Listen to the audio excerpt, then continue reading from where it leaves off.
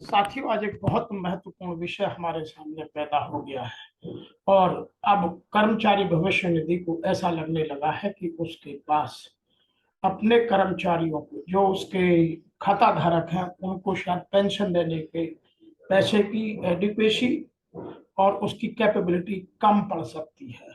इसीलिए कर्मचारी भविष्य निधि संगठन चाहता है कि कर्मचारियों की सेवानिवृत्ति की आयु बढ़ाई जाए।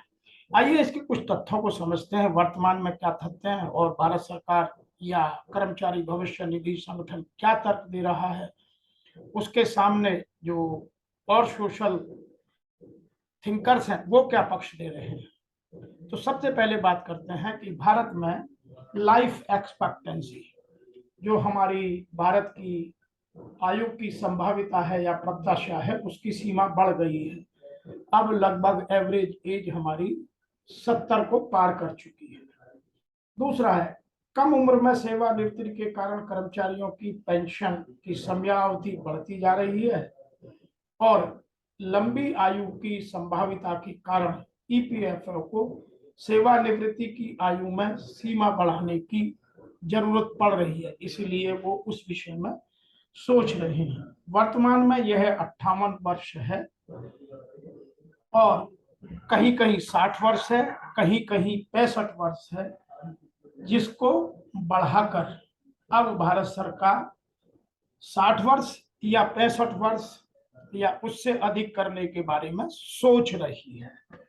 उसके पीछे वो कुछ तर्क देते हैं। सब नंबर 1 ये कहते हैं कि जो मेरे पास पेंशन देने का पैसा है वह अब कम पड़ने लगा है, क्योंकि जो लाइफ टाइम है, जो पहले डिजाइन किया था, जो एक्चुरियल्स ने पेंशन प्लान को डिजाइन करते वक्त सोचा था, वो लाइफ एक्सपेक्टेंसी बढ़ गई है और यह भी संभावना व्यक्त की जा रही है कि वर्तमान का युवा भारत का अब 25 वर्षों के बाद वरिष्ठ नागरिकों में बदल जाएगा और भारत जो आज युवा देश है वह वरिष्ठ नागरिकों का देश बन जाएगा। 14 करोड़ से अधिक लोग 60 वर्ष या उससे अधिक आयु वर्ग के हो जाएंगे। यह 25 सालों की स्थिति भारत सरकार आज परसीव कर रही है। दूसरी बात, सेवानिवृत्ति की आयु को बढ़ाने के लिए ही केवल एक अच्छा विकल्प तलाशा जा सकता है, इसके अलावा और कोई विकल्प उनकी समझ में नहीं आ रहा है। और इसलिए भी है कि जैसे जैसे एज बढ़ती जा रही है तो नंबर ऑफ पेंशनर्स ड्रास्टिकली बढ़ते जा रहे हैं। उसके अतिरिक्त जो और विश्व के देश हैं जहां रिटायरमेंट एज कुछ अलग है, उसका कुछ आंकड़न दिया है। मैंने इस ग्राफ के द्वारा आपको समझाने की प्रयास किया है कि भारत में रिटायरमेंट एज कहीं 58, 60 और कुछ केसेज में 65 वर्ष भी है। यूरोपियन कंट्रीज में सबकी 65 है। जापान में देखेंगे तो वहां रिटायरमेंट एज का प्रावधान ही नहीं है। डेनमार्क, इटली, ग्रीस, यहाँ 67 ईयर्स है और यूएस में 66 ईयर्स है। तो अपनी अपनी कंडीशंस के हिसाब से सबकी अपनी अपनी रिटायरमेंट एज है। इसीलिए वर्तमान में ईएफओ के पास 120 लाख करोड़ रुपए की धनराशि है और जिसमें लगभग 6 करोड़ उसके पास खाता धारक है। और आज वर्तमान में जो प्रोविडेंट फंड है उसकी पेंशन की रिटायरमेंट एज 58 है, जिसको बढ़ाने की बात की जा रही है। सरकार के पास ना तो इन परिस्थितियों में अपनी सामर्थ्य बचती है और ना धन की पर्याप्तता ही बनी रह पाती है। इसीलिए उनको लगता है कि इस एज को बदला जाए, क्योंकि अफोर्डेबिलिटी और एडुकेटी और money is the big problem.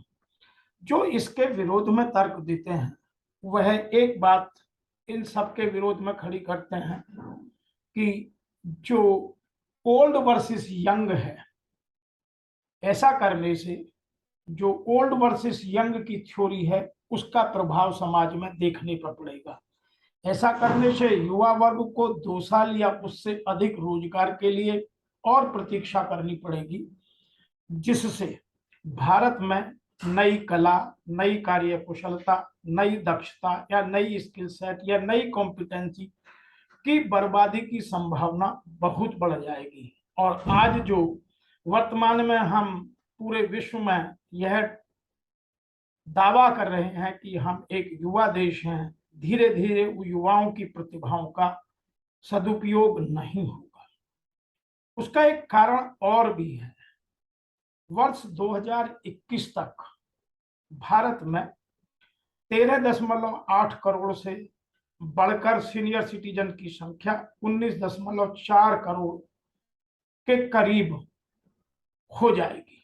तो लगभग 5.6 करोड़ लोग और वरिष्ठ लोगों की संख्या में बढ़ोतरी होगी।